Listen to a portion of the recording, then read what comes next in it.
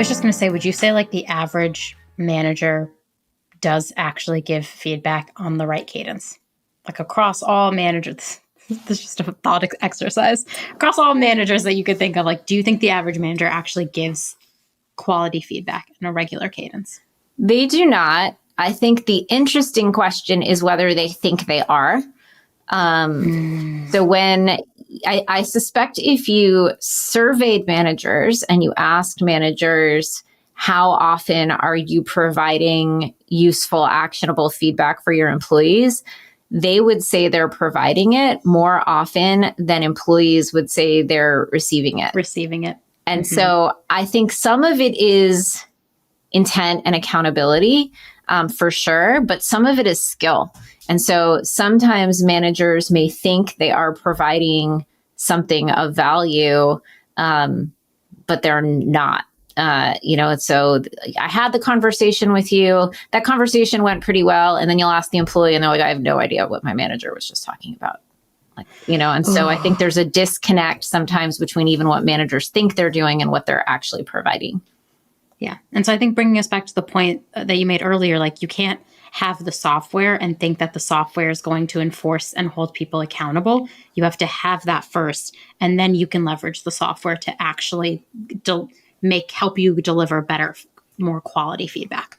Yeah, and use the software to help you understand who's really doing it. So one of the important elements of this is to be able to see as a people leader who in your organization, which divisions, which departments, which demographics really are receiving high quality feedback. So again, if you discover your marketing department is struggling, you may then go correlate that to the employee engagement data you have. And you're like, oh, I get it. I see why people are leaving out of the marketing team. And I like feedback because it's kind of it's a leading indicator.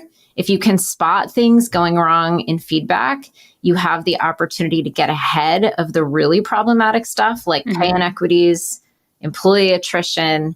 And so I think the software helps you write better, but it's really valuable that it also helps people leaders know who's actually doing it. Yeah, I think it all starts with feedback. It's the foundation of any, I think, great organization. It's like the number one or two reasons during the pandemic that people were leaving their roles was compensation, but also growth opportunities. Yep. And I think about growth opportunities so often because I'm like, if they're getting feedback, regular feedback, they should always feel like they have growth opportunities. Exactly. And they should feel like there's projects for them to work on and a level for them to move up. And it just feels like it all falls to the wayside. I personally think it's because managers are asked to do way too much already.